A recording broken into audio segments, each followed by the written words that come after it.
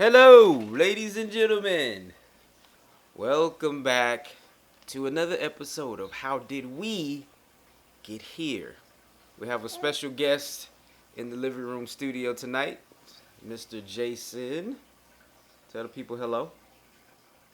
So, hey, this is a family show, baby. You know what I'm saying? We keep it all the way real. But the next topic that we want to discuss, uh, and of course my co-host to my left, Skeens, we wanted to discuss the term, or you hear it a lot of times in the hip hop culture, where you say, "I'm doing it for the culture," and we were sitting talking about it like, oftentimes, what does that really mean?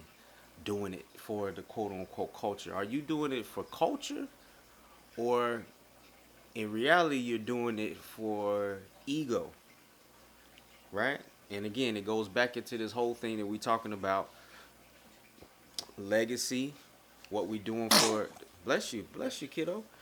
We doing it for the community. We doing it for the kids. We doing it for the family.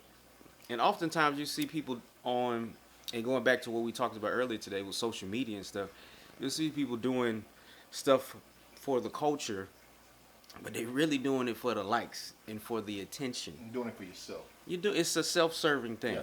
And so we wanted to discuss that, and then also, what are some of the more, what are the things that we really should be doing for the culture?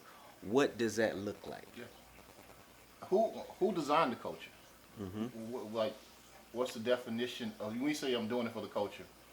What does that look like? Mm-hmm. So a lot of the time we talk about I'm doing it for the culture. We doing it for a culture that we don't own. We don't Boom. own the music, Boom. but hip hop is the biggest genre now. Absolutely. Everything has crossed over to hip hop. Mm-hmm. Mm-hmm. We don't own the movies. Don't own the movies. We don't own the shoes, but Don't own the clothes. no clothing. No, we don't We own don't none of own the record labels. We don't own the radio stations. We don't own the streaming platforms. We own nothing. We don't even own our hoods. Right. That Okay. the block that you fight over, Mm-hmm. that you don't even own it. Right. You only own the house. Right. So if your landlord ever say, "Hey, you got to move," the block that you was fighting Mm-hmm. this week may not be your neighbor next week. Mm-hmm. Yep. So we start talking. Wait, I'm doing it for the culture. Like, really, has the culture, have we actually did anything correct? Has the culture really been the right thing for us? Right. Like, Mm-hmm. it's weird when we start talking about doing it for the culture. Honestly, I think our culture has failed us, or we failed the culture. Yeah, I think it's twofold, because as I think about, again, we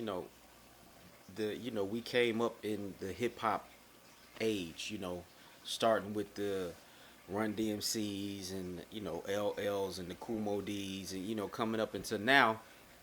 And you think about it again, as we grow and evolve, and as a dad, and just as a straight up grown man, there's so many of those things that we, again, are part of the culture that were terrible. Yes. It's just like we were having a discussion in our group chat the other day, and we were discussing the breakdown of our generation, if you will, versus the new generation, and how the unfortunate part of the older generation, after hip hop at its infancy, it went into this place of street and kind of gangster stuff that was happening, and unfortunately, we put more stock into people that we assumed were quote unquote real, versus people that we, if you found out a cat was lying and that.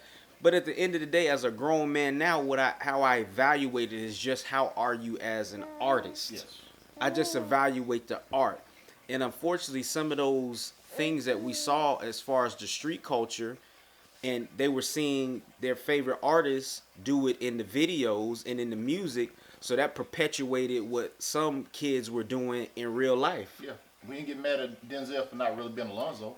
You see what I'm saying? So it's like, in film, we don't expect that person to really be that, but in music, we got to this place where, unfortunately, in our culture, where we expected them to really be doing that, and we were trying to perpetuate that stuff. I always, thank God for the foundation that I had through my father and other men, and my mother, and people that invested into me, that I always looked at it as entertainment. I never was trying to mimic it. But even me, as being, pretty much straight up square, good guy church boy, it was something that there's something in you that romanticizes with that thing. It's the same reason that I like crime shows, The Wire, The Sopranos, so on and so forth. There's a part of you that romanticizes with that, and that happened in the music. I wonder, do sometimes when people say I'm doing it for the culture, is that an opportunity to not be criticized for what you're doing wrong? Mm-hmm. I'm a man now. Everybody dress attire and things like that are different. Right. We have shirts that look like dresses. But then you say, I'm doing it for the culture. Right. Hey, I may feel some type of way about like, hey, that's not for me. Right. But when you say I'm doing it for the culture, now you get a pass for doing certain things that other people may not agree with. Mm-hmm. And we were listening earlier, y'all, to Steven Jackson, and this is a prime example of the right way to do something for the culture. And he was saying that, again, to the best of your ability, and again, it goes into what we were talking about in another video. All is gonna tie in together, y'all. We try our best to tie it in together, but just talking about being about our families earlier in the game. Because Steve was saying that, one of the worst things ever to happen to him is having babies by multiple women. And I believe his five different. 3 different women, I think. Okay, I think he has 5 kids, 3 different women, or 5, however it is. But he was saying that he should have been locked down solid essentially with one woman and built his family and had kids. That's a true, again, talking about the investments, the legacy. That's a true cultural investment to tell young men, hey, it ain't cool to run around and do this kind of.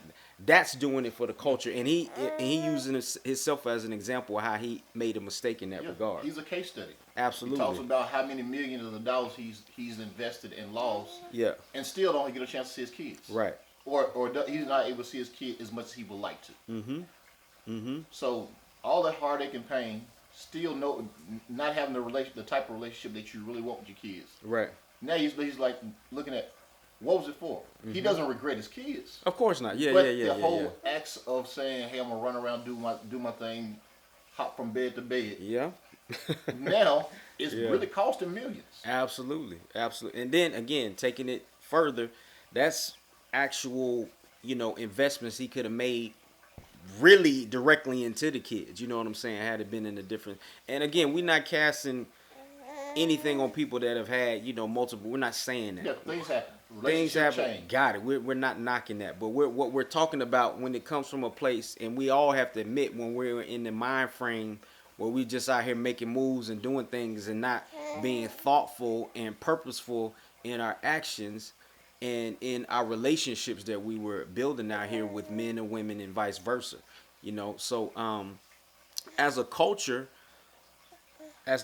we have to then say, okay, what was the mistakes that we made, and how we moved, and how do we change it and pull cats to the side and say, hey, that's not how we move. As well as being accountable.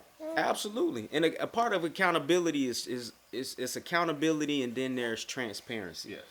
Yes. That's one thing that we have to do, and as men, and a part of what me and Skeens are trying to do with this is show you guys that as men, we can sit down and have conversation.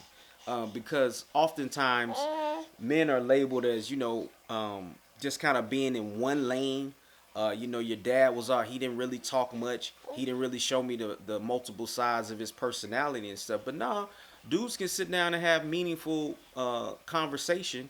And it's no different than, a dude would come and say, Jay, I can't talk to my girl like that. But this would be the same cat that we sit and talk about the game or the fight for hours and argue and can talk the in-depth intricacies and all this other kind of stuff. Sit down at the table with a guy he's never met. Never met this dude before. And we talk all night. Talk cars, all this kind of stuff like that. So again, as we make changes in how we move and changes in how we portray and explain the culture and be the example of culture, that's what we want to do, is have the conversation on a myriad of topics. Whether we talking about getting your credit right. Right, absolutely. That's for the culture. For the culture. That's being for the better culture. Parent is for the culture. Being a better brother. For sister, the culture. Better husbands. Father, so on and so forth. Those are the true things that we doing. Caring about your community. For the culture. For the culture. That's for the culture. And we're not doing stuff for show and for it to be again on social media and for likes and stuff and different things. It's true investments when you can make that phone call, shoot that text to a young brother or whatever the case may be. That's the true investments. That's legacy. That's culture. That's what we're talking about. So let us know what y'all think about it. What have you done wrong, that you can admit and be transparent about that was under the guise of in the culture of what you knew to do, and how have you made changes to that? So again, on behalf of young Jason, the newest edition, how did we get here? We'll see y'all next time.